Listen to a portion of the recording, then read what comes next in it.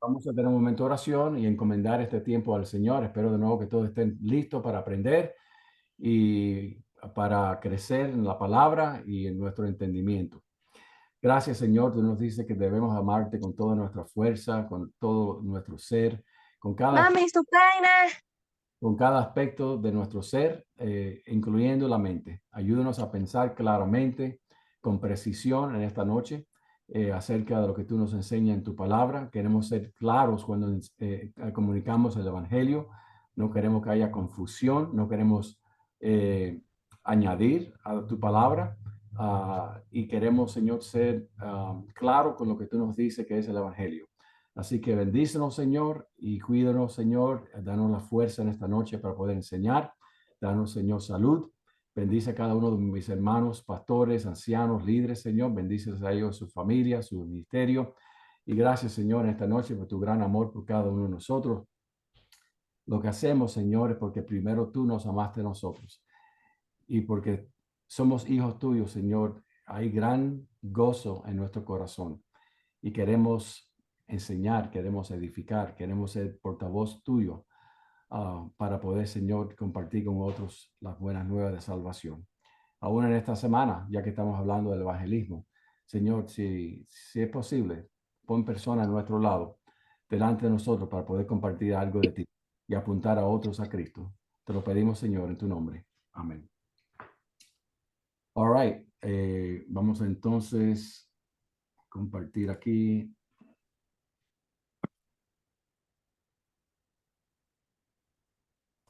Ok. Muy bien, entonces estamos de nuevo en este volumen número 10, Misiones, Evangelismo y Discipulado. Ah, y la semana que viene, el pastor Marlon Brown estará con ustedes. Él va a continuar una sección ahí. Es bastante las páginas. Si ustedes si miren ahí, ahora las páginas son de la página 67 al 104. Es bastante, pero si ustedes se esfuerzan, pueden leer, si no todas, la mayoría. Y después se fijan que la próxima semana después, las 5, el pastor Juan Valdés estará con nosotros. Es página 105 a 115. Así que si no terminan la lectura en esta semana hasta la 104, tienen tiempo entonces la otra más adelante para terminar su lectura. ¿Ok? Y así sucesivamente. Ahí están los instructores y las fechas para las clases. Como le dije anteriormente, el pastor Facioli es el director de nuestro seminario y él va a compartir un poco con usted lo que el Señor haya puesto en su corazón. Y eso va a ser, yo creo, más o menos a las 8 vamos a terminar y vamos a darle a él la oportunidad de compartir con nosotros. Y después lo podemos abrir a preguntas y respuestas y terminar con una oración. Entonces ahí en su manual pueden abrir su manual a la página 56 en español. Si lo está leyendo en inglés, es la página 62 y es la primera sección ahí, términos, claves y su definición. Voy a estar citando el autor y haciendo algunos comentarios, añadiendo algunos pensamientos también. Él comienza hablando del método evangelismo, ese sistema que consiste en evangelizar. La palabra viene de evangelizo, es la manera que se pronuncia en inglés. En español, si se fuera a pronunciar, es evangelizo, compuesta de dos palabras. La primera, ev, tiene que ver con algo que es bueno, agradable, y ángelos es mensaje. O sea, es un mensaje bueno que estamos compartiendo con las personas. Yo a veces digo, las personas en este mundo no se abochornan, no tienen pena de hablar su filosofía, su pensamiento sobre la vida, esto, lo otro. Y a veces nosotros estamos callados, no compartimos. Tenemos de verdad el mensaje más precioso que un ser humano puede escuchar, porque tiene que ver no solamente con esta vida aquí, terrenal, porque Dios nos perdona ahora nuestros pecados y la vida cambia, sino también acerca de lo que sucederá cuando muera. Y sabe que todos los seres humanos tenemos varias preguntas que nos hacemos, preguntas de origen, de dónde venimos, de moralidad, cómo debemos vivir nuestra vida, de destino, ¿verdad? ¿Qué pasa cuando uno muere? Tenemos de verdad evangelizo. Tenemos un mensaje lindo, bueno, que podemos compartir con las personas y ayudarlos a ellos llegar a ese conocimiento del Señor Jesucristo como su Salvador. Entonces, la palabra se usa para evangelizar y significa cuando predicamos. ¿Qué predicamos? Predicamos el Evangelio, anunciamos las buenas nuevas. Por lo tanto, evangelizar significa predicar, proclamar o anunciar o llevar las buenas nuevas. Dice Romanos 1:15, así que en cuanto a mí, pronto estoy a anunciaros el Evangelio también a vosotros que estáis en Roma. Claro, ahí en Romanos capítulo 1, cuando él habla de predicar el Evangelio a vosotros, él se está dirigiendo a los creyentes. ¿Por qué? Porque el Evangelio no es solamente buenas nuevas para el que no conoce a Cristo, pero el Evangelio también es buenas nuevas para el que es creyente. O sea, tenemos que predicar el mensaje del Evangelio y su contenido a toda persona, a la persona que no es creyente y a los que somos creyentes nos tenemos que predicar el Evangelio también y del poder de salvación y del poder de transformación, ¿verdad? Que encontramos en el Evangelio. Así que él le dice, estoy ansioso de ir a ustedes, los que son creyentes en Roma, y predicarles el Evangelio. Entonces, ese Evangelio es para nosotros también los cristianos. Mensajero, evangelista, es la persona que proclama las buenas nuevas, o sea, que evangeliza. Dice 2 Timoteo 4:5, pero tú, sé sobrio en todo, soporta las aflicciones, haz obra de evangelista, cumple tu ministerio. Mensaje, las buenas nuevas, es decir, el evangelio de Jesucristo. Efesios 1:13 dice, en él también vosotros habiendo oído la palabra de verdad. ¿Cuál es la palabra de verdad? El evangelio de vuestra salvación. Escuchamos el evangelio, después dice, ¿Qué tienes así? Se está apagado el micrófono. y habiendo creído en él, fuiste sellado con el Espíritu Santo de la promesa. O sea, Pablo aquí nos dice por lo menos tres cosas. Primero, dice que tenemos que escuchar el Evangelio. Alguien tiene que llevar la palabra de Dios. Alguien tiene que ser el mensajero, el predicador. Tenemos que dar la palabra de Dios, compartir la palabra de Dios, porque la persona que no conoce a Cristo, lo primero que tiene que hacer es escuchar este mensaje, escuchar acerca del plan de salvación. Segundo, tenemos que querer. La persona tiene que querer en ese mensaje del Evangelio, que tiene que ver con el Señor Jesucristo.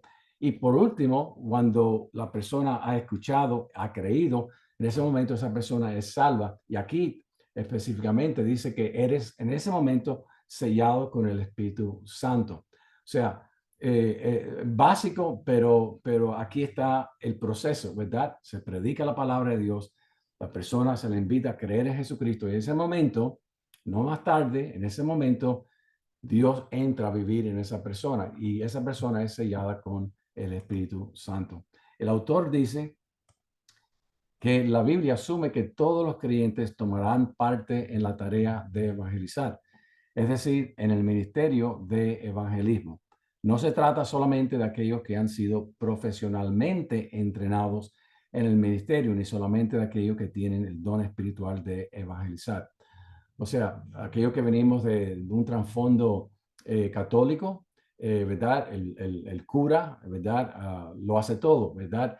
Pero también en las iglesias protestantes o evangélicas, también a veces uno se acomoda creyendo que la función de evangelizar es de la persona profesional o la persona llamada, ¿verdad? Que está dirigiendo la iglesia y es de verdad tarea de cada uno de nosotros. Y esto es algo que debemos de enseñar bien temprano en la vida discipular de la persona que recibe a Jesucristo, ¿verdad? No solamente la importancia de leer la Biblia, de orar, de asistir a una iglesia, de estar en compañerismo, pero el llamado a las misiones, el llamado a evangelizar. ¿Por qué? Porque es tarea de cada uno de nosotros. En términos de nuevo, aquí dice él relacionado con la salvación de los perdidos en el mundo, el evangelismo es la prioridad número uno de la iglesia. O sea, cualquier obra comunitaria, cualquier función que la iglesia haga, si deja fuera a Jesucristo o la proclamación de Jesucristo, entonces se convierte en una organización básicamente humana que hace el bien, pero no está representando a Jesús. Las personas nunca sabrían por qué estamos haciendo lo que estamos haciendo. Nosotros alimentamos la comunidad aquí en Naples, en la Florida, todos los miércoles. Hay 200 familias y cada persona que viene representa 3 o 4 miembros de la familia. Estamos alimentando entre 800 a 1000 personas cada semana. Y cuando las personas llegan, primeramente todos son bienvenidos y son bienvenidos con una sonrisa. Todo lo hacemos pensando cómo podemos representar al Señor Jesucristo.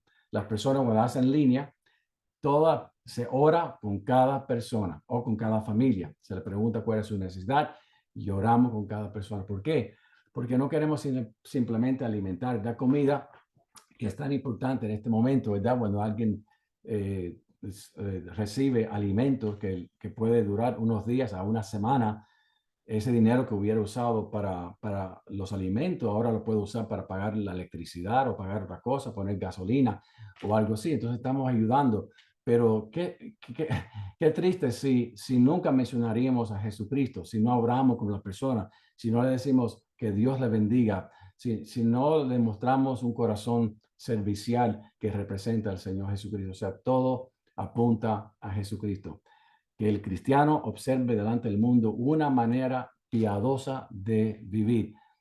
Dice 1 Pedro 2, 11, 12. O sea, queremos ser notados como personas diferentes. ¿Por qué? Porque hay alguien que vive en nosotros, que ha transformado nuestra vida y es el que reina, es nuestro Señor.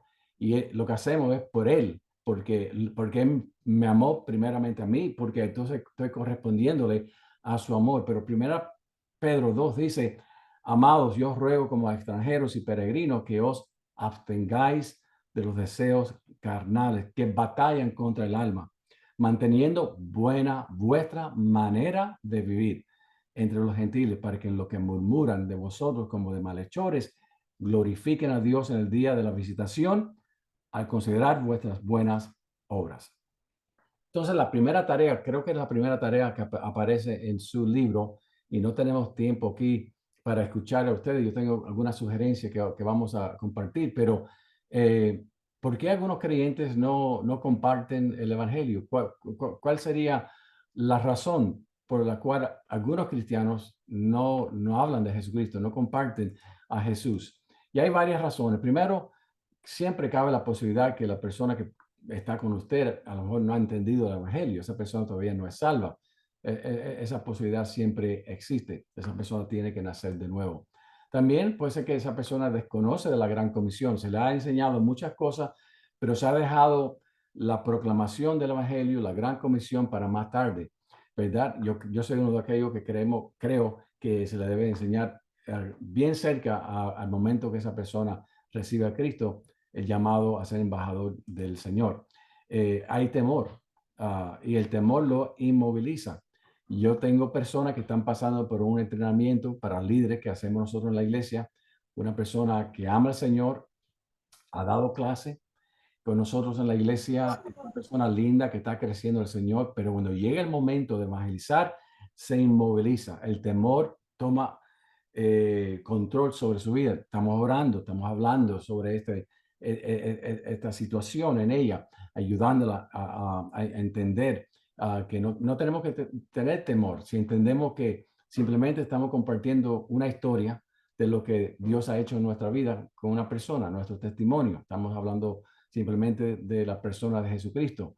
Y no hay presión, de verdad, no hay presión en usted, ni hay presión en mí, porque el Evangelio y el llevar la palabra de Dios es tarea nuestra, pero cuando llegamos al punto de quién convierte a la persona, cuando la persona llega a escuchar el Evangelio y cree en Jesucristo, en ese momento hay un renacimiento, hay un nacimiento, la Biblia dice nacer de nuevo, hay una regeneración del espíritu que toma el lugar. Eso lo hace Dios, yo no tengo que hacer nada.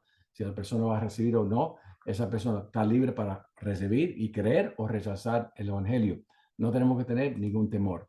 No cree en verdad que todos sin Cristo serán condenados. Este es un factor bien grande, especialmente aquí en los países occidentales, donde muchos son influenciados por el concepto de lo que se llama el postmodernismo. una filosofía que habla de que no debemos de criticar, debemos ser tolerables los unos para los otros. Algunos sienten que es poner mucha presión sobre otra persona, si van a aceptar a Cristo o no. O eh, sea la razón que sea, muchas personas no creen de verdad en lo profundo de su corazón que la persona sin Cristo está ya condenada, dice la palabra de Dios en Juan capítulo 3. ¿Por qué? Porque no ha creído en el nombre del unigénito Hijo de Dios. Léalo usted, Juan 3, 17 y 18. La persona es condenada cuando no ha creído en el nombre del unigénito Hijo de Dios. Esa es la razón por la cual la persona es condenada, de acuerdo por lo menos a Juan 3, 17 y 3, 18. Pero las personas tienen que escuchar y tomar una decisión en pos de Cristo o no. Y si no, hay lo que dice 2 Tesalonicenses 1, esa persona estará separada de la presencia de Dios, que es lo que significa el infierno. Está separado de Dios por toda la eternidad. El cristiano que no está evangelizando, a lo mejor está viviendo en desobediencia, o sea, sabe que debe de evangelizar primero con tu vida, ¿verdad? La primera manera de evangelizar es que tu vida proyecte algo diferente. Y cuando Dios te da la oportunidad, usar palabras. Pero si no evangelizamos, si no nos interesa nuestros compañeros, las personas con quien trabajamos, y nuestros vecinos, ¿verdad? Y sabemos que debemos de vivir diferente y hablar diferente, entonces estamos viviendo en desobediencia. Y pudiese ser entonces que no ama a las personas en realidad. Y es la razón por cual, porque si usted tiene buena noticia sobre algo, ¿verdad? Usted lo va a compartir. Bueno, la mejor noticia que uno puede compartir con el incrédulo es que Cristo murió en la cruz por sus pecados, que Dios le ama. No ha sido entrenado en cómo compartir el Evangelio. Yo creo que eso es muy importante. Yo creo que debemos de, yo le voy a dar simplemente un texto más tarde, en Juan 3:16, y vamos a usar un esqueleto para cómo presentar el Evangelio usando solamente un versículo. Y si usted le comparte a una persona, a un creyente, ese método es muy fácil, poder simplemente con un versículo compartir el Evangelio. Desconoce que el trabajo de convencer y redarguir de pecados es la obra del Espíritu Santo, que fue lo que yo estaba diciendo anteriormente. El Espíritu Santo, de acuerdo a Juan 16, del 8 al 11, está trabajando para convencer al mundo de pecado, de justicia y de condenación. El Espíritu Santo está convenciendo a toda la humanidad. ¿Por qué? Porque Dios quiere que todos sean salvos. Eso es lo que dice Primera de Pedro, Primera de Timoteo 2, 3 y 4 y 5. Entonces, si eso es verdad, el Espíritu Santo está haciendo la obra. No es mi función, es la función de Dios. Entonces ahí, bajo el 1, el verdadero evangelio, página 59, bajo la C, el contenido básico del mensaje del evangelio. La A habla del auténtico mensaje del evangelio de la salvación. Y el autor hace una pregunta que es muy importante. ¿Cuál es el mensaje correcto?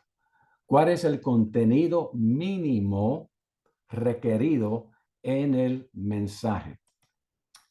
Dice 1 Corintios 15, 1 al 4, porque primeramente os he enseñado lo que asimismo recibí, que Cristo murió por nuestros pecados, conforme a las Escrituras, y que después, ¿qué pasó? Fue sepultado y al tercer día resucita de entre de los muertos, conforme a las Escrituras. Este es el Evangelio. Cristo vino a morir por la humanidad, porque de tal manera amó Dios al mundo. Cristo murió por nuestros pecados. ¿Y cómo sabemos que murió? Bueno, fue sepultado. ¿Y después qué pasó? ¿Se quedó ahí? No se quedó. Él confirmó, declaró que era el Hijo de Dios, de acuerdo a Romanos capítulo 1, por medio de la resurrección de entre los muertos. Todo lo que Cristo predicó, todo lo que Cristo dijo, fue confirmado por su resurrección. Y ahora promete vida eterna a nosotros. Entonces, página 62 en español, página 68 en inglés, la B, los requisitos de la salvación. Los requisitos de la salvación. Y esta es la pregunta. ¿Qué tiene que saber o hacer un pecador para que sea salvo? ¿Okay? En un momento ahí en su mente, le voy a dar 10, 15 segundos para que en este momento usted conteste esa pregunta. ¿Qué tiene que saber o hacer un pecador para que sea salvo?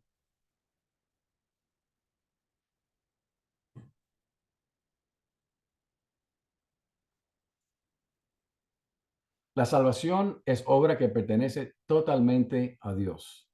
Dios, por su misericordia, ha impedido que recibamos el castigo que merecen nuestros pecados debido a que Cristo pagó la pena en lugar de nosotros. Dios no tenía que salvarnos, pero por cuanto nos ama, mandó a su Hijo, envió a su Hijo Jesucristo para que muriese en la cruz por nuestros pecados. No lo tenía que hacer, pero por cuanto nos ama, Dios quiere, y es el mensaje, ¿verdad?, de toda la Biblia, es la reconciliación, es la amistad con Dios, es estar en paz con Dios, es lo que Dios quiere hacer, y es el amor de Dios que mandó a Cristo para pagar por la penalidad de nuestros pecados. Entonces, ¿qué debe hacer el pecador para ser salvo?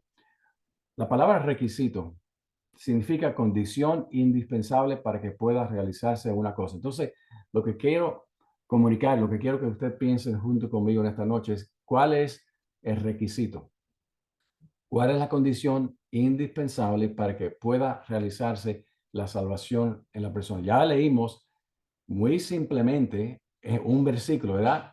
Creo que era Efesios 1:12, más o menos por ahí, o 13, no me recuerdo ahora, donde dice que habiendo oído, ¿verdad? El Evangelio y habiendo creído, fueron sellados, ¿verdad? O sea, ahí ya nos está dando la respuesta a la única condición que la Biblia nos da para saber de que Dios es mi Padre y yo soy su Hijo. ¿Cuál es el requisito indispensable para que una persona sea salva? Ahora, a lo mejor usted se identifica con alguna de estos requisitos. Y si a lo mejor usted dice, no, yo no añado ninguno de estos requisitos, o- pero muchas veces cuando predicamos, cuando estamos testificando, es- este vocabulario entra y llega a ser parte de la manera que compartimos el Evangelio y llega a ser en un sentido requisito. ¿Por qué? Porque lo estamos hablando, lo estamos compartiendo, lo estamos mencionando. Entonces, para algunas personas, de verdad dicen esto, si la persona no ha llorado y está de verdad entristecido, de verdad no ha tenido un encuentro con Dios, porque la persona que en ese momento recibe a Cristo hay lágrimas y hay personas que cuando se convierten y entienden la magnitud de que Dios, creador, Dios santo y bueno, me ha perdonado a mí, en ese momento lo lleva a esa persona a un momento muy emocional donde la persona llora ante el Señor. Pero ¿significa eso que cada persona va a demostrar su reacción a la salvación de esa manera? No creo. Pero para muchas personas tiene que haber ese momento donde de verdad hay contrición, es la palabra que estoy buscando, de pecado, de tal manera que la persona sienta el peso de sus pecados, de tal manera que llora, está quebrantada en ese momento. Eso a veces sucede en personas que vienen que son adictas o están adictos a algo, ¿verdad? Y la vida que han llevado es tan difícil, tan dolorosa, que sienten de verdad como una carga que es levantado, ¿verdad? De dentro de ellos y tienen una reacción emocionante, ¿verdad? Con el Señor que es preciosa. No estoy diciendo que si la persona lo tiene es malo, pero es un requisito para decirle a la persona que Dios te ha perdonado. Algunos hablan del arrepentimiento de sus pecados, pero la idea aquí es prometer no pecar. Entonces, cuando hablan del arrepentimiento, la Biblia habla del arrepentimiento, es como lo que estamos queriendo que esa persona haga es dejar todos sus pecados y a veces aún hay una lista de pecados que queremos que dejen. ¿Verdad? Es eso lo que se refiere a la palabra arrepentimiento. Vamos a mirarlo en esta noche. Confesar públicamente su pecado. A veces, si la persona no viene delante de la congregación o camina al altar o de alguna manera no confiesa públicamente su pecado, entonces muchas personas creen que esa salvación de verdad no es válida, que la persona no es salva hasta el momento que confiesen con su boca de que Cristo es el Señor de su vida, y lo tiene que hacer en público, en la iglesia. Y de nuevo, es lindo si la persona lo hace, pero de nuevo lo estamos presentando como requisito. Estamos mirando los requisitos, o sea, qué es lo que la persona tiene que hacer para saber que Dios le ha perdonado y adoptado como hijo de él. Ser bautizado. Hay todavía, y hay iglesias hermanas nuestras que están bien erradas, creo yo, y no sé si algunos de nuestros estudiantes o pastores tienen esta posición, pero no encuentro en la Biblia donde uno tiene que ser bautizado para ser salvo, ¿verdad? Uno tiene que creer para ser salvo. Y después la persona que ha creído y ha sido salva, después como testimonio público, debe de ser bautizada. Pero el bautismo no salva a las personas porque sería una obra. Entender la doctrina de la Trinidad. Yo creo que debemos de, perdón, predicar que Jesús es Dios, que se hizo carne, ¿verdad? Como dice la palabra de Dios en Juan 1:14. Pero ¿cuánto de la Trinidad tiene que saber la persona? Tiene que saber que Dios es tres personas coexistentes, que Dios Padre, Hijo y el Espíritu Santo. Tiene que saber todo esto en el momento de la salvación. Entonces, ¿cuánta doctrina? Es el punto mío. Aquí estoy tratando de comunicar. Tiene que la persona entender, porque cuando yo predico y yo hago una invitación, es bien concreta y concisa. Y es a la necesidad de ese pecador de reconocer sus pecados y entender que Cristo es la provisión de Dios y que Cristo le quiere ofrecer perdón de pecados y promesa de vida eterna. Pero no entro en mucha doctrina en ese momento, porque eso es algo que después vamos a discipular a la persona y le vamos a enseñar. Pero a veces en algunas iglesias creo que hay tantos puntos doctrinales que puede confundir a la persona. Y creo que debemos de presentar al Señor Jesucristo resucitado de entre los muertos, porque Él está vivo, no está muerto. Tenemos que hablar de la resurrección, de esas cosas, pero de nuevo, usted tiene que preguntarse si esos requisitos para que la persona entonces sea recibida por Dios como hijo de Él. Sometimiento total de su vida a Jesús como Señor. Yo oigo esto muy a menudo. Primero yo diría, ¿qué significa eso? Se le explica a esa persona en ese momento. Es como la palabra arrepentimiento, ¿verdad? La usamos, pero le estamos definiendo lo que significa a la persona que está escuchando ese término, sometimiento total de tu vida a Jesús como Señor. ¿Qué significa eso? Porque ni aún el creyente está siempre 100% sometido al Señor, porque siempre hay alguna área en nuestra vida. Y si usted dice que no, yo estoy sometido a Dios 100%, entonces usted dice que usted no tiene pecado. De acuerdo, primera de Juan, capítulo 1, usted es mentiroso, y lo sería yo también, porque todos pecamos, todos estamos en proceso de santificación. Cada día Dios cambiando nuestra vida, porque queremos llegar a la meta de la vida cristiana, que es ser como Jesucristo, conformado a la imagen de Jesucristo. Entonces, ¿qué significa esto? Y si usted va a hablar de Jesucristo como Señor, usted tiene que definir el señorío de Cristo. ¿Y qué significa someter tu vida a Cristo? A veces decimos palabras en el púlpito y asumimos que el pecador va a entender lo que estamos diciendo, y no debemos de asumir eso. Tenemos de ser claro con ellos.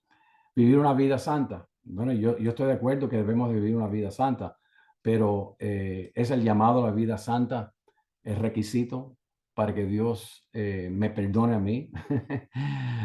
Ahí comienza la salvación, o es consecuencia de mi salvación, ¿verdad? Entonces, hacer obras. A veces añadimos en nuestro llamado, o cuando estamos evangelizando a la persona, un sinnúmero de cosas que la persona debe estar haciendo. Y de nuevo estamos recargando el mensaje del Evangelio. Estamos añadiendo requisitos a lo que yo creo que la Biblia da solamente un requisito para la salvación.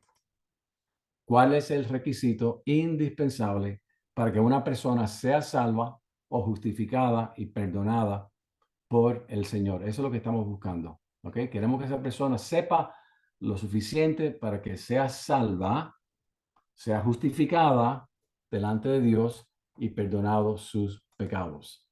Recuerden que la salvación tiene tres tiempos o aspectos. Tiene la justificación, tiene la santificación y tiene la glorificación. Cuando uno recibe a Jesucristo, uno es salvo, pero usted no es glorificado todavía. Esa salvación es todavía en el futuro, cuando estemos con el Señor. La santificación viene después como fruto de la justificación. La justificación es cuando Dios te perdona a ti tus pecados. La justificación es ser salvo de la penalidad del pecado.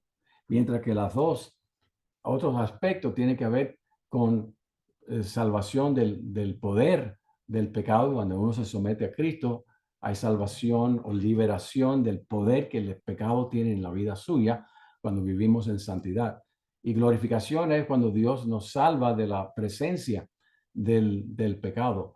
Pero ¿cuál es el requisito para ser justificado o para que Dios me salve de la penalidad? Dios me libere de la penalidad del pecado o de la penalidad que merece mi pecado. ¿Qué tengo que hacer para estar bien con Dios, declarado justo delante del Señor? Entonces, el autor ahí en su libro dice que es recibir por medio de la fe el regalo de la salvación gratuitamente disponible en Cristo Jesús. Yo creo que este es el requisito. Yo creo que tenemos que tener mucho cuidado, pastores y maestros, cuando estamos enseñando y predicando, y especialmente cuando hacemos una invitación, que no vayamos a añadir al requisito que nos da la Escritura, que es la fe en Jesucristo como nuestro Salvador. Y si tuviéramos tiempo ahora para abrir y compartir un poco, también lo haríamos. Pero, ¿qué significa tener fe en Jesús para ser mi Salvador? Porque aún la palabra fe muchas veces se le añade diferentes aspectos que yo creo que no aparece en lo que la Biblia quiere decir por fe. ¿Qué significa tener fe en Cristo? Entonces vamos a mirar algunos textos, ¿verdad? Que habla de esto. Juan 5:24. Y es más, el Evangelio de Juan es el único Evangelio. Usted tiene Mateo, Marcos, Lucas y Juan. Cada uno de los Evangelios tiene un propósito por cual fue escrito. Cada libro de la Biblia tiene un propósito por cual fue escrito. Los Evangelios también tienen su propósito único, cada uno de ellos. Pero el cuarto Evangelio fue escrito para que usted sepa cómo usted puede ser salvo. La palabra para creer o fe, que es la misma en el griego, aparece como 95 a 96 veces en el Evangelio de Juan. Fe, creer, aparece casi 100 veces.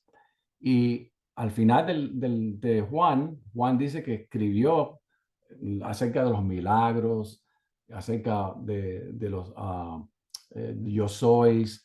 Todo lo que aparece en el Evangelio de 4 es para convencer al lector de que Cristo es el Mesías y que creyendo en Él tengamos vida eterna. Entonces, Juan 5:24, y le puedo dar muchos textos, tenemos casi 100, ¿verdad? Pero voy a solamente compartir algunos de ellos. Pero Juan 5:24 dice el Señor Jesucristo: de cierto os digo, el que oye mi palabra y cree al que me envió, tiene vida eterna y no vendrá a condenación, mas ha pasado de muerte a vida. Hechos 16:31 dice, ellos dijeron, Pablo y Silas, le dice al carcelero de Filipo, cree en el Señor Jesucristo y serás salvo tú y tu casa. Romanos 3:26, Dios el que justifica al que es de la fe de Jesús. Efesios 2:8 y 9, porque por gracia sois salvos por medio de la fe. Y esto no de vosotros, pues es don de Dios, no por obras, para que nadie se gloríe. ¿Qué debe hacer el pecador para ser salvo?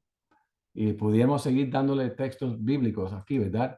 Pero la fe en la salvación. Y hay por lo menos dos extremos, ¿verdad? Y el primero, diría, confianza en Cristo por medio de sometimiento a la voluntad de Dios. Entrega a Cristo, tomar la cruz y seguir a Cristo. O sea, hay personas y muchas veces nosotros los hispanos cuando predicamos, esta es la manera que predicamos. Predicamos de esta manera y cuando hacemos la invitación, le estamos diciendo a la persona que tener fe en Jesús, ¿verdad? Es someternos a la voluntad de Dios, es entregarnos a Cristo, es tomar la cruz y seguir a Cristo. Eso es lo que estamos comunicando muchas veces. Dice Lucas 14, 25 al 27, y quiero apuntar algunas cosas aquí, aclarar algunas cosas aquí. Grandes multitudes iban con él y volviéndose les dijo, si alguno viene a mí y no aborrece a su padre y madre y mujer e hijos y hermanos y hermanas y aún también su propia vida, no puede ser mi discípulo. Y el que no lleva su cruz y viene en pos de mí, no puede ser mi discípulo. Bueno, aquí habla de aborrecer. Perdón.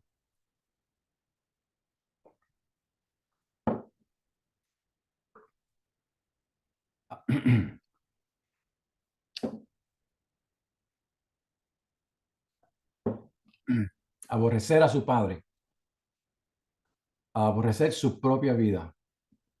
Y después dice, no puede ser mi discípulo. Y lo repite, no puede ser mi discípulo. Ahora, creo que este pasaje se refiere a aquellos que han puesto su fe en Jesús como Salvador y ahora deben tomar la decisión de seguirlo a Él como Señor de sus vidas. ¿Por qué digo esto? Si el pasaje se refiere a cómo uno es justificado delante de Dios, entonces la salvación es por obras y no por gracia. El Señor tenía muchas personas que estaban siguiendo en pos de Él, tenía muchos discípulos también. Pero aquí le está hablando a aquellas personas que ponen su fe en Él y quieren ahora seguirlo como el Señor de su vida. Esta es la manera que lo van a hacer. Vas a aborrecer a tu padre, a tu madre, mujer e hijo. O sea, amar menos es la palabra, es la idea de la palabra aborrecer. Porque en otro pasaje de la Biblia nos dice que debemos amar a nuestros hijos y amar a nuestros padres y proveer para ellos. Entonces, cuando dice, la Biblia dice aborrecer, la idea es amar menos, es la idea que está comunicando aquí. O sea, nada se pone delante de Dios. Dios es primero y aún más importante que mi propia vida. Y aquí está hablando del discipulado. La gran comisión es un llamado a ser discípulos. La única manera que uno hace discípulo es compartiendo el evangelio para que la persona que recibe a Cristo toma el primer paso del discipulado, que es comenzar a seguir a Jesucristo. Pero es un proceso. ¿Cómo hago discípulo de Jesucristo? Bueno, le enseño que para servir al Señor y para ser usado por el Señor a cabalidad, uno tiene que hacer estas cosas. Uno no puede poner su vida antes de la voluntad de Dios. Si usted quiere salvar su vida, o sea, usar su vida a cabalidad para los propósitos de Dios, usted no se puede poner usted primero. Dios tiene que ser primero en su vida. Si usted ama a su padre o a sus hijos, cualquier otra relación que usted tenga más que Dios, Dios no le puede usar. Mas buscar primeramente el reino de Dios y su justicia, y todas las otras cosas serán añadidas, dice Romanos 6:33. Entonces, aquí, en la manera que yo entiendo, esto no puede ser un llamado a la salvación, a la justificación, sino es al discipulado. Comienza con creer en Jesucristo, uno nace de nuevo y en ese momento uno es discípulo del Señor. ¿Qué significa eso? Bueno, vamos a hablar de eso. Lucas 14, hay otro pasaje ahí en Lucas también que habla del discipulado. Mirar lo que las epístolas hablan sobre esto y lo demás. El otro lado es que la fe básicamente significa creer o confiar en lo que Dios promete que hará por la persona que viene a Cristo. Es convicción de que lo que Dios dice es verdad. O sea, tener el convencimiento, la fe es tener convencimiento de lo que Dios dice acerca de Él, acerca de mí y de mi necesidad, no más y no menos. Dice Romanos 4, 18, 22, hablando de Abraham. Él creyó en esperanza contra esperanza para llegar a ser padre de mucha gente conforme a lo que se le había dicho. Así será su descendencia. Y no se debilitó en la fe al considerar su cuerpo que estaba ya como muerto, siendo de casi 100 años, o la esterilidad de la matriz de Sara. Tampoco dudó por incredulidad de la promesa de Dios, sino que se fortaleció en qué? En fe, dando gloria a Dios. Y aquí viene la definición de fe: plenamente convencido de que Dios era también poderoso para hacer todo lo que había prometido. O sea, si usted quiere una definición, aparte de Hebreos 11:1, de la fe, aquí para la salvación no hay mejor definición que Romanos capítulo 4, versículo 21. Tener fe en Jesús para salvación, estar plenamente convencido, tener la convicción de que Dios hará todo lo que ha prometido, por lo cual también su fe le fue contada por justicia. O sea, fue plenamente convencido de que Dios haría. Él creyó la promesa de Dios y dice que esa fe le fue contada por justicia, fue justificado. Y es lo que Dios dice también de nosotros. Cuando ponemos nuestra fe en el Señor, somos justificados. Ahora, John MacArthur, algunos de ustedes tienen la Biblia de John MacArthur. Yo estoy escuchando a John MacArthur desde los años 80. Yo llevo casi 40 años estudiando teología y casi ya 40 años como pastor. Y he aprendido y sigo aprendiendo mucho de John MacArthur. Esta tarde tenía una predicación de él en la televisor y estaba escuchando su exposición de Apocalipsis capítulo 4. Y yo por lo menos sigo aprendiendo mucho de él, pero no estoy de acuerdo con él en algunos aspectos. Y en su libro, Difícil de creer, yo quiero que ustedes escuchen la manera que él comienza su libro con estas palabras. Él dice, no creas a nadie que diga que es fácil convertirse en cristiano. La salvación para los pecadores le costó a Dios su propio Hijo. Amén, ¿verdad?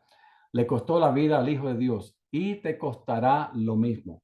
La salvación no es el resultado de un ejercicio intelectual.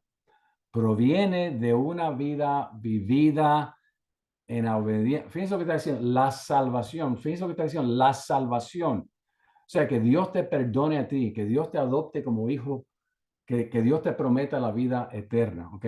La salvación no es el resultado de un ejercicio intelectual. Proviene o está basada en una vida vivida en obediencia y servicio a Cristo, como se revela en la Escritura. Es el fruto de las acciones, no de las intenciones. Entonces dice que la salvación no es fácil. Eso es una contradicción. El Señor llamó a unos niños y estaba tratando de comunicarle a los discípulos, creo que está en Mateo 19, acerca de lo simple de la salvación. Y dice que si no somos como niños, no vamos a entrar en el reino de Dios. Porque el niño confía en su padre, en aquellos que son los adultos en su alrededor, responden al amor de ellos, ¿verdad? Creen. Tú pones a un muchacho levantado a una pared y dice, bueno, vamos a contar a 3 y te tira, ¿verdad? Bueno, está un poco nervioso, pero te ve, mira tus ojos, te dice 1, 2 y 3 y se lanza sobre tus brazos. Cree en ti, confía en ti, ¿verdad? Y te costará lo mismo a ti. Me costará a mí ser salvo. Estamos confundiendo dos cosas diferentes. Como tú eres justificado y lo que es la santificación. Aquí estamos complicando a la persona que está leyendo este libro, creo yo, y estamos añadiendo al evangelio. Y en un sentido es un falso evangelio, triste decir. Pero cuando se comunica de esta manera el evangelio, en mi estimación, es un falso evangelio. Te costará a ti. La salvación no es el resultado de un ejercicio intelectual, proviene de una vida vivida en obediencia y servicio a Cristo. No, yo fui salvo por gracia, soy siendo salvo por gracia y seré salvo por gracia. Mis obras nunca, yo no miro mis obras como lo fundamental. Yo miro mis obras, como dice 2 Corintios 13:5, para ver si estoy en la fe, en el sentido, estoy caminando de acuerdo a la fe, no para saber si soy salvo o no. ¿Por qué? Porque yo no miro a las obras para mi salvación. Si yo miro a mis obras para mi salvación, siempre voy a estar dudando. ¿Soy parte de la familia o no soy parte de la familia? ¿Estoy dentro o estoy fuera? ¿Soy recibido o no soy recibido? Yo miro a la obra expiatoria de Jesucristo, el cual murió como sustituto por mis pecados. Y cuando fallo, Hebreos 7:25 dice que tengo un sumo sacerdote que vive para interceder por mí. O sea, la salvación nunca es por obras. Y si no lo fue por obras antes de la salvación, ¿cómo es posible que tú digas que es basado en tus obras ahora? La salvación tiene que ver con la santificación, tiene que ver con la obra de Dios ahora en tu vida, al grado que tú te sometes, porque aún eso no es automático. Tú tienes que someterte. Dios no te va a esforzar a someterte al señorío de Cristo. Tú puedes escoger servir a Dios o no. El que está perdiendo eres tú.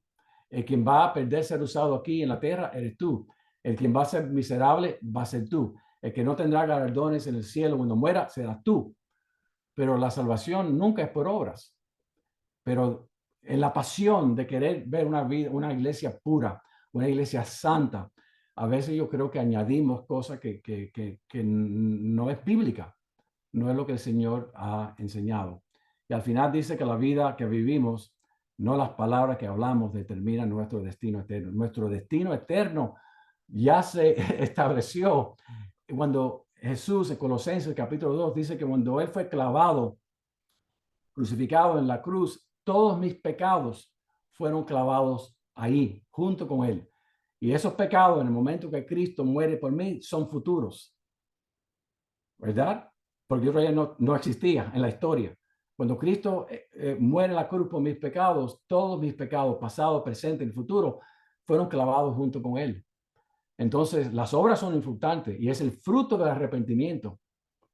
Es el fruto de estar sometido a Dios, de amar a Dios con todo mi corazón, con toda mi fuerza, con toda mi mente, que es lo que debemos de hacer.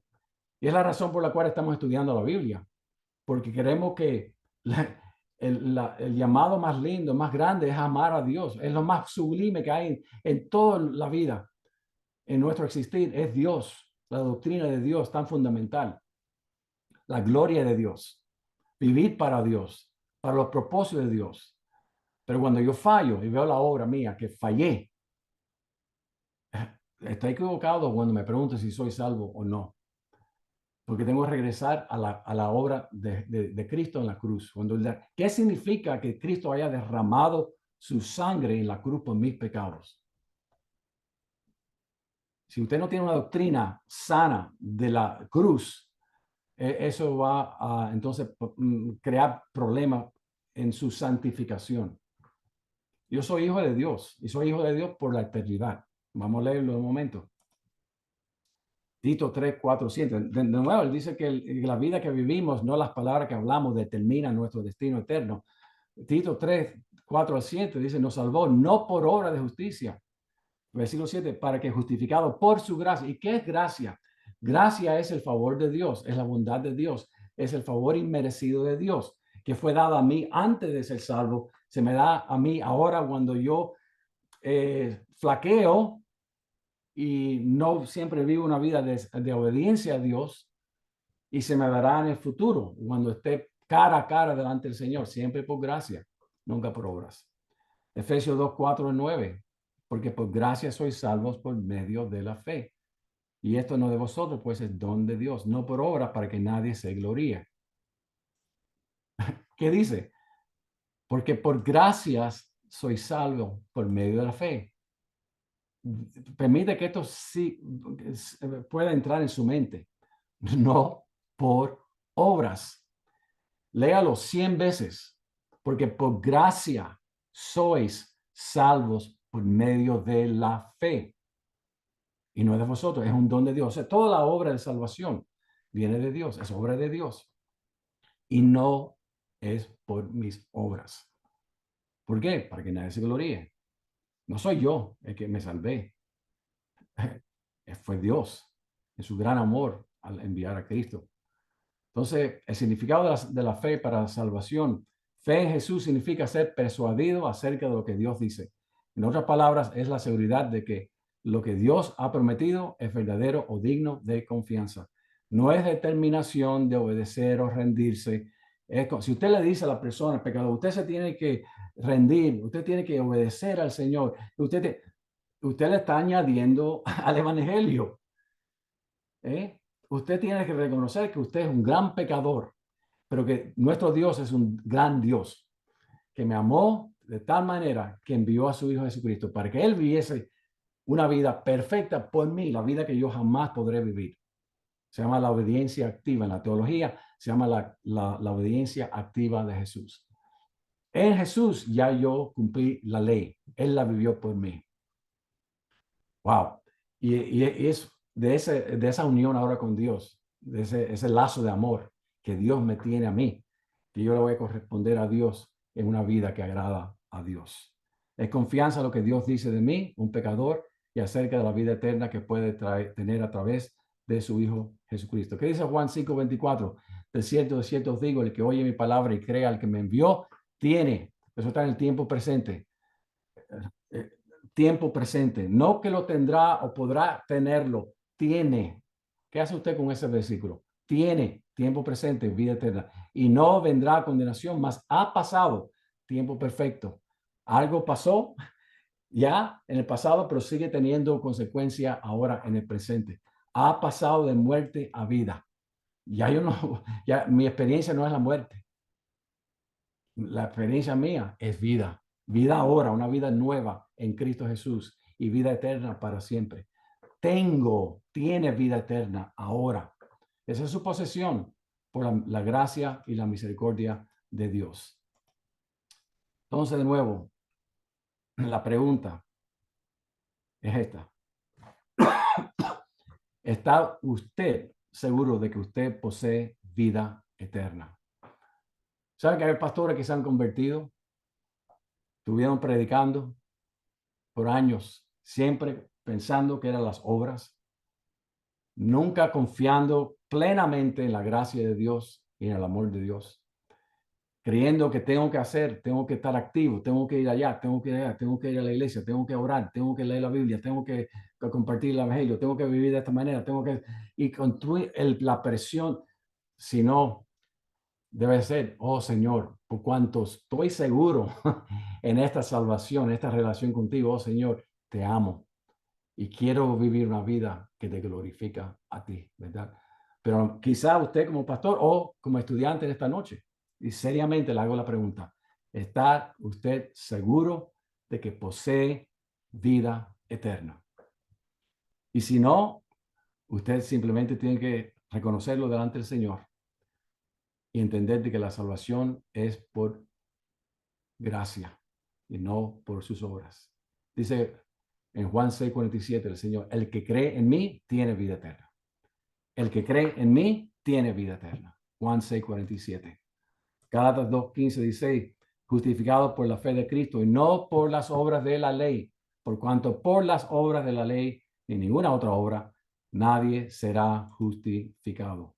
Juan 1:12-13, me encantan estos textos bíblicos. Dice más, a todos los que recibieron, a los que creen en su nombre les dio potestad de ser hechos hijos de Dios, los cuales no son engendrados de sangre, ni de voluntad de carne, ni de voluntad de varón, sino de Dios. ¿Por qué? Porque Dios fue el que quiso salvar a la humanidad. No se le ocurrió al hombre. Fue Dios el que puso en moción el plan de salvación.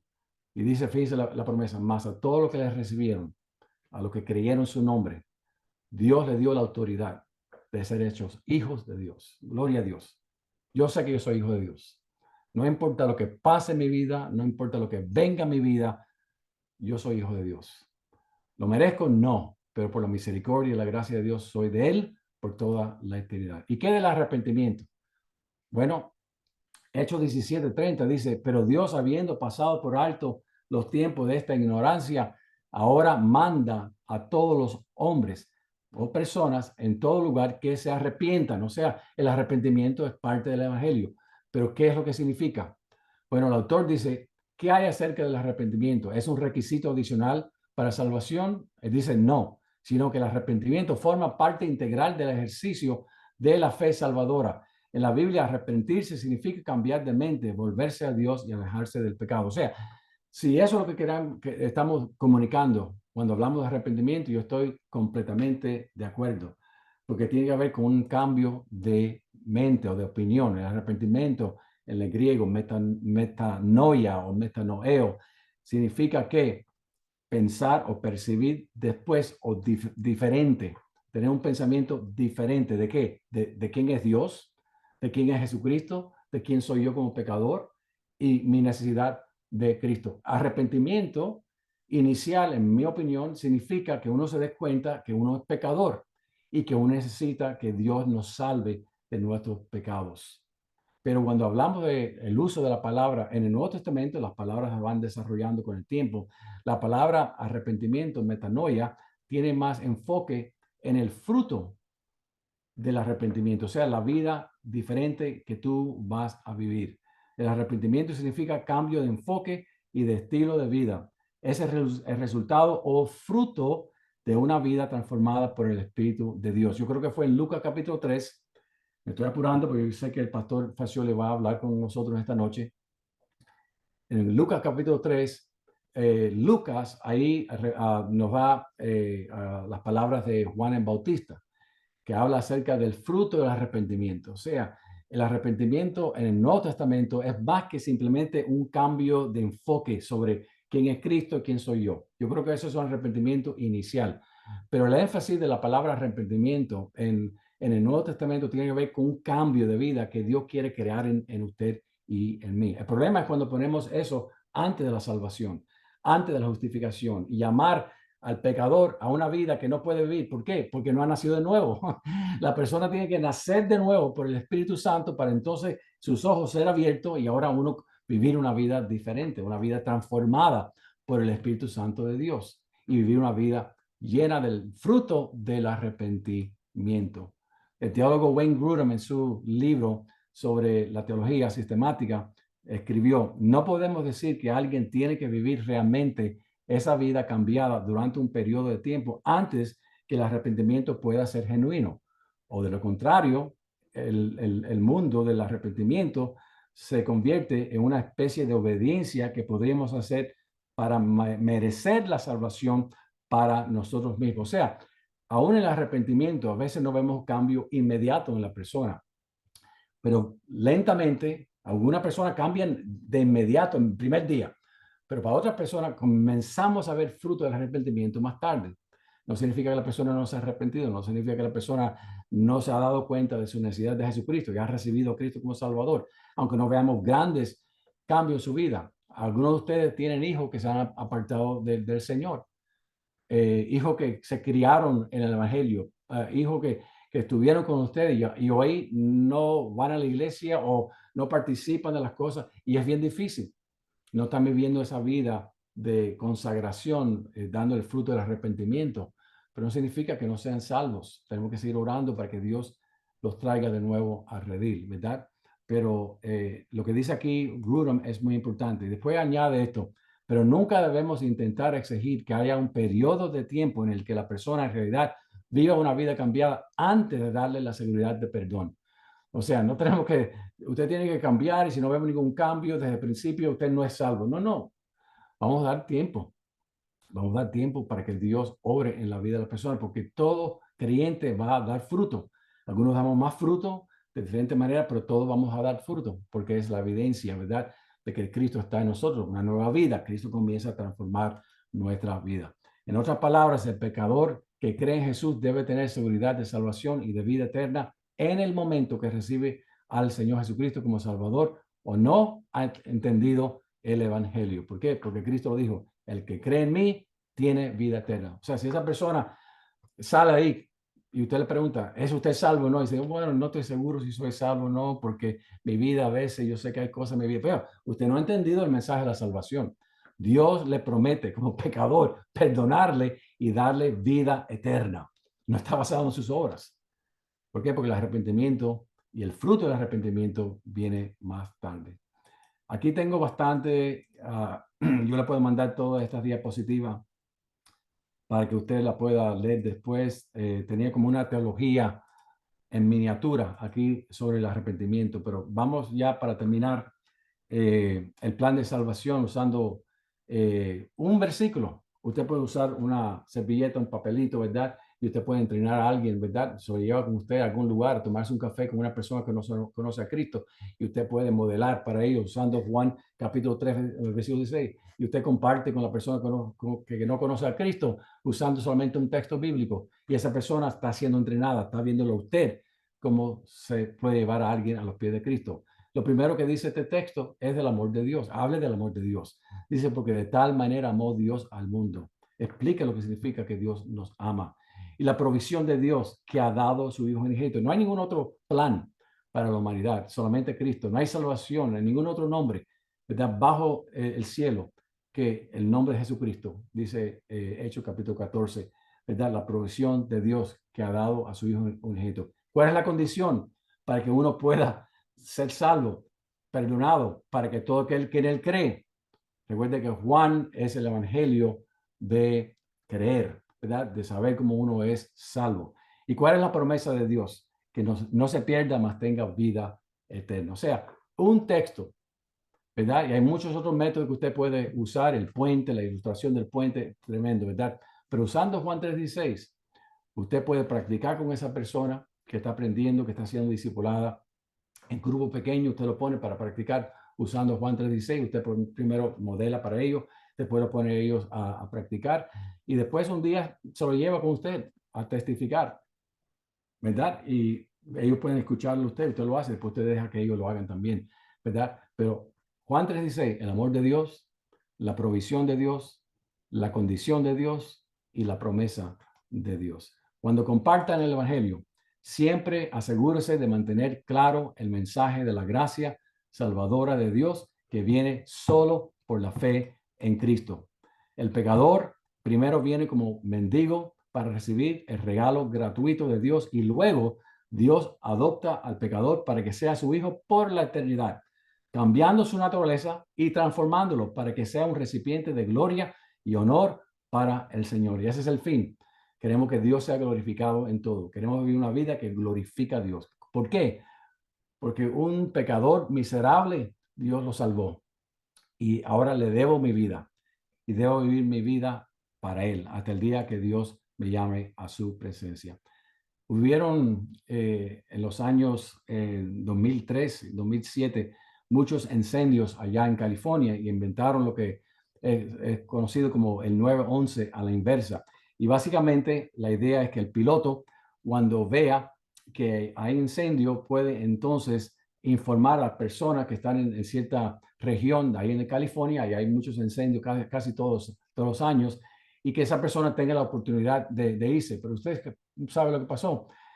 Muchos abandonaron sus hogares, pero tristemente muchos no prestaron atención al mensaje de alerta. Y saben que esto es el llamado nuestro. Nosotros tenemos que hablar de que hay salvación y hay condenación y que Dios no quiere que nadie sea condenado. La persona que es condenada porque no ha querido en el nombre del unigénito Hijo de Dios, como dice Juan 3:18. All right? Pero la persona es libre para aceptar, creer o no creer. Y este es el mensaje para nosotros en esta noche, que todos somos llamados a evangelizar. Somos portavoz de Dios, somos embajadores de Dios, como dice 2 Corintios capítulo 5. Ya por último, El Gran Divorcio, el libro que fue escrito por C.S. Lewis, un gran pensador de Inglaterra hace muchos años atrás, ha escrito muchos libros que nos ayudan a entender la salvación, Dios, y en el campo apologético nos ayuda bastante. Pero fíjense lo que Lewis escribió. Él dice, al final, o sea, al final de los tiempos, hay solo dos tipos de personas, los que le dicen a Dios, hágase tu voluntad, y aquellos a quienes Dios dice al final, hágase tu voluntad. Todos los que están en el infierno lo han elegido. Sin esta libertad de poder escoger, en realidad no podría haber infierno. Ninguna alma que en serio y constantemente desee el gozo de la salvación lo perderá. Los que buscan, encuentran. A los que tocan a la puerta, se les abrirá. Qué lindo, hermanos, tener la oportunidad de testificar, de hablar de Cristo, de llevar, de que Dios, wow, me use a mí, le use a usted para llevar a las personas a los pies de Cristo. Después ayudarlos a crecer como discípulos del Señor. Así que ya con esto concluimos. Y como le dije anteriormente, ya la semana que viene el pastor Marlin estará con nosotros y ahí tienen las páginas que deben de leer en esta semana. Voy entonces a pedirle al pastor Facioli. Pastor Facioli, ¿estás aquí con nosotros? ¿Estás? Ahí estás. Ahí, ahora sí. ¿Me escucha ahora? Ah, sí, perfecto. Sí, bueno, mucho gusto a todos de estar aquí. Un placer muy grande. Ah, voy a practicar un poquito mi español hoy. Estoy olvidando el español. Tengo que practicar más. Comenzar a participar de la clase con el pastor Felipe. Sí. Hermanos, es un placer muy grande estar aquí con ustedes todos y me gustaría mucho simplemente compartir un poco de todo lo que Dios está haciendo. La idea de estar participando aquí con ustedes hoy fue cuando regresé ahora de Nueva York y estábamos ahora 2 semanas atrás ah, teniendo la formatura, la graduación de un grupo en Nueva York y con una iglesia de Ghana, de África. Ellos tienen 62 iglesias aquí en los Estados Unidos y hasta hace 2 años que nosotros hicimos este contacto con el pastor William de Ghana, que era un pastor que cuidaba de una red de plantación de iglesias en Ghana, en África. Y entonces la denominación que ellos trabajaba envió a ellos aquí para los Estados Unidos para que pudiera hacer el mismo trabajo que estaba haciendo allá en Ghana. Y entonces tuvimos una conexión, empezamos a conversar y a orar. Y hace 2 años prácticamente que empezamos un trabajo ahí en Nueva York y ahora a 2 semanas atrás fuimos ahí para hacer la formatura, la graduación de 26 alumnos que se formaron. Son todos miembros de diferentes iglesias, 3, 4 iglesias, pero son todos del mismo país. Todos vinieron de Ghana, de África. Y lo que, lo que el hecho de el pastor Felipe me invitó a estar aquí con ustedes hoy porque cuando regresé de Nueva York y que estaba hablando con él, dice a él que el tiempo ahí fue muy hermoso en Nueva York, pero dos cosas que me llamó mucho la atención. Yo había llegado ahí en Nueva York el jueves, el viernes y por la tarde, y entonces por la noche yo tenía una reunión con todos ellos. Y la primera cosa que ellos me dijeron fue, pastor, mañana, que sería sábado, mañana usted va a participar con nosotros de la reunión de oración. Y yo dice, ok, está bien, no hay problema. Estoy aquí para hacer lo que tiene que ser hecho. Estoy aquí, no tengo otra cosa para hacer. La formatura sería el domingo. Y entonces en el sábado el grupo iría a se reunir para orar. Pero yo no sabía que ellos irían a orar desde las 10 de la mañana hasta las 3 de la tarde. Y entonces yo participé por un tiempo de la oración y después teniendo más tiempo con los pastores allá de África, mucho me llamó la atención de todo lo que Dios está haciendo ahí en África. Hay una conexión muy fuerte con la vida de oración. Y fue hablando sobre eso con el pastor Felipe que él me invitó a estar aquí con ustedes hoy para hablar un poquito con ustedes sobre todo eso que Dios está haciendo. Dios está ah, haciendo cosas maravillosas en nuestro ministerio. Estamos ahora en prácticamente 18 países. Y, y, y, y yo creo que todo el trabajo que estamos teniendo el privilegio de hacer parte es una obra de Dios y que nosotros debemos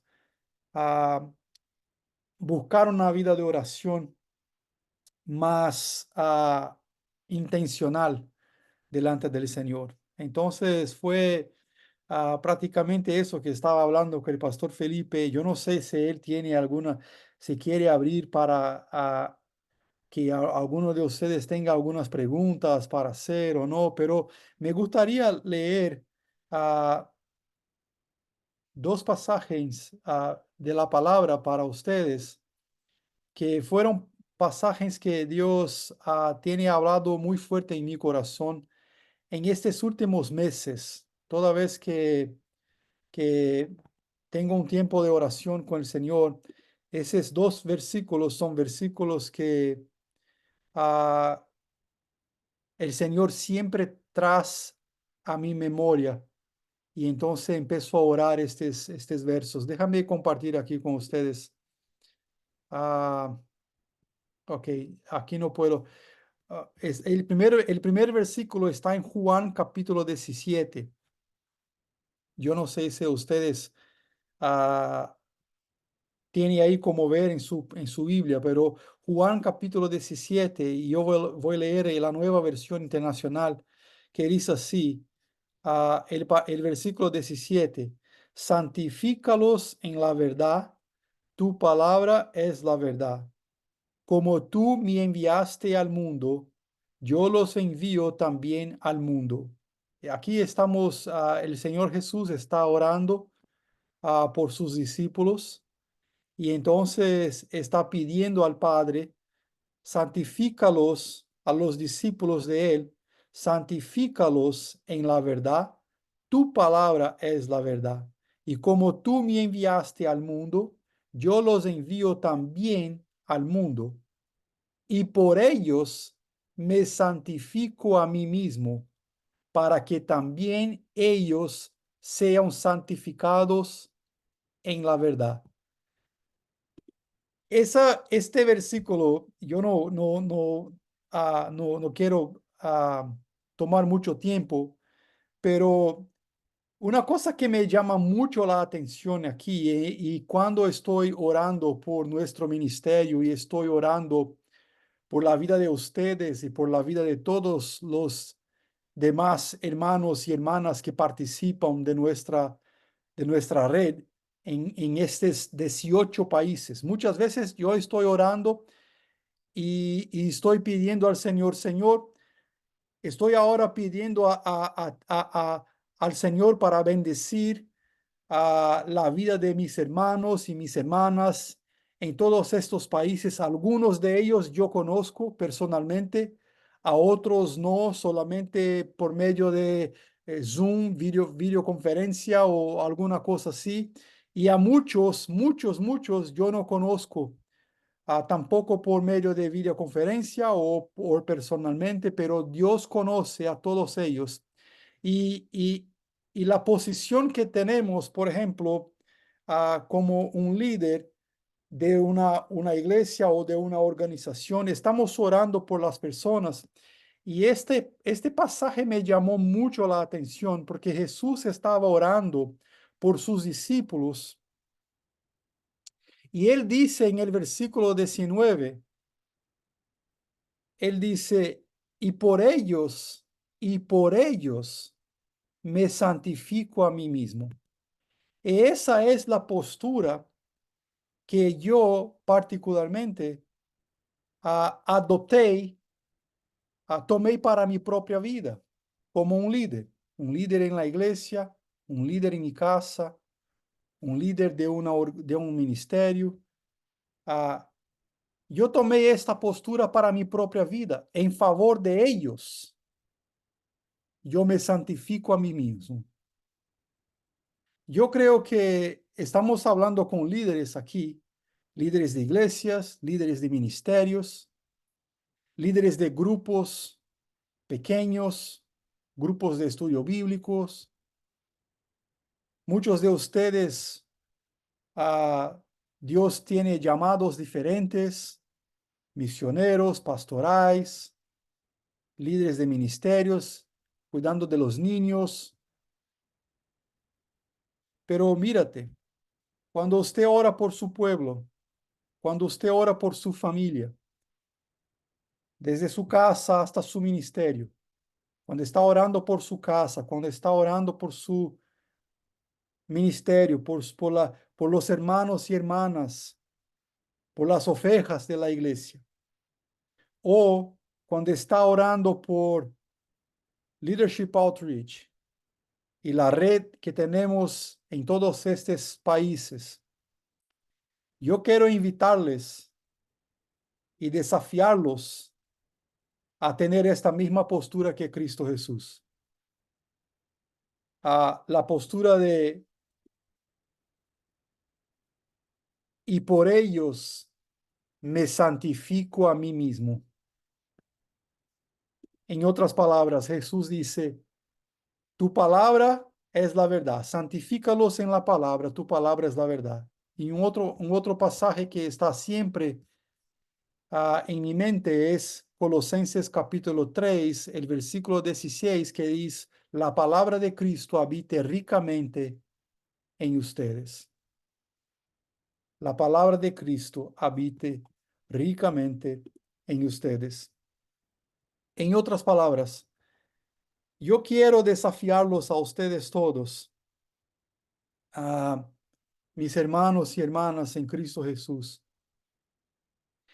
que habite en ustedes la palabra de Cristo de forma abundante. Que usted invierta más y más su tiempo aprendiendo, escuchando, leyendo la palabra de Dios, más que cualquier otra cosa, más que cualquier otro libro, hasta mismo el libro que usamos en nuestro seminario. Este libro que usamos es simplemente una herramienta para te llevar a la palabra de Cristo, a la palabra de Dios.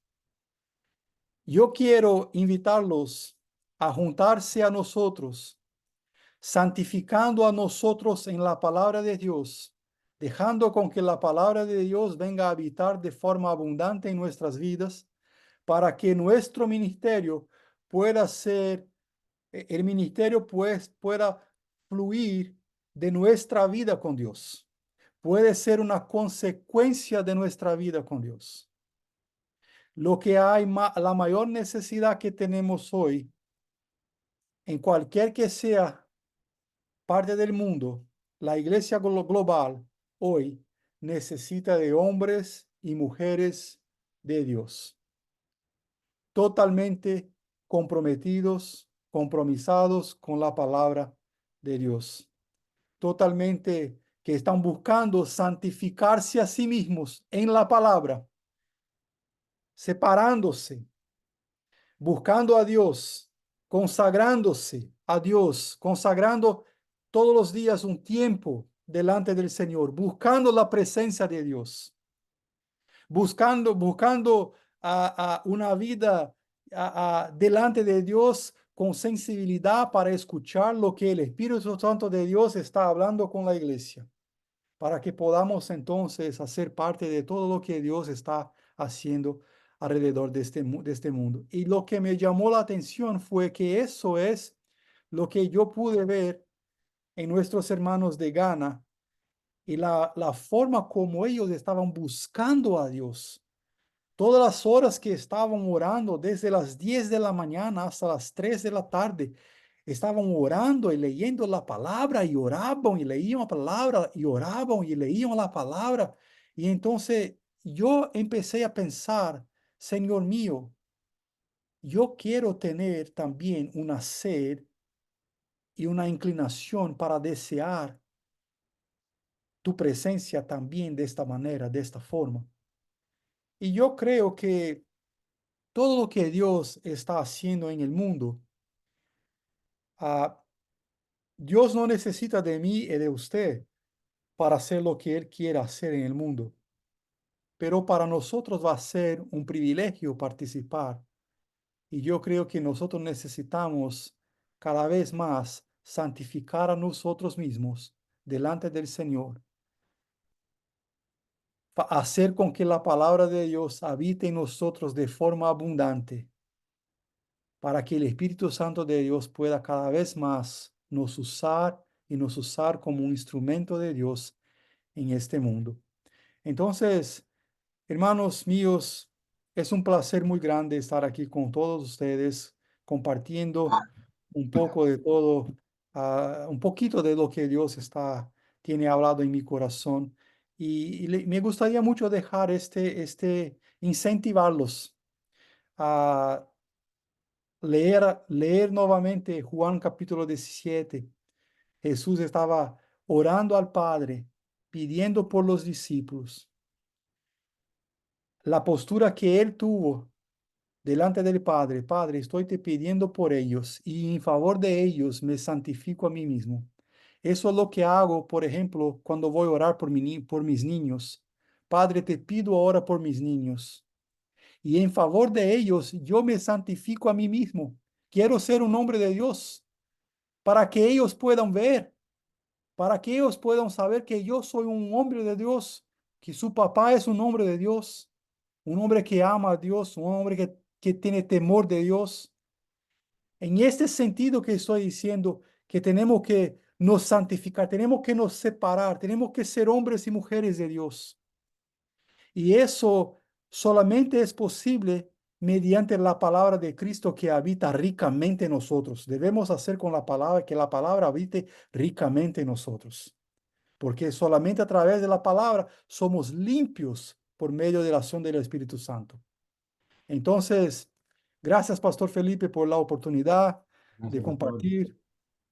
Gracias, lindas palabras y de nuevo me gustó mucho lo que compartiste con nosotros y el llamado a pensar de la santificación como algo que impacta la vida de otras personas, no solamente que yo me santifique porque amo al Señor, pero también porque mi santificación va a tener una relevancia directa en la vida de otras personas, en mi familia, en mi matrimonio, en mi ministerio y también en esta red de iglesias que son parte de nuestro ministerio global. Así que muchas gracias, pastor, por estar con nosotros esta noche. Sé que estás bastante ocupado, pero ha estado con nosotros. Muchos hermanos me están mandando chat aquí, dándote gracias a ti por estar aquí y lo demás. Así que muy bien, hermano, tenemos más o menos 5 o 10 minutos. Si alguien tiene alguna pregunta para el pastor Fascioli o si tienen una pregunta para lo que compartimos en esta noche en cuanto al estudio, no quiero dejar de incluir este tiempo de pregunta y respuesta. ¿Hay alguien que tiene alguna pregunta, algún comentario para el pastor Fascioli o para mí?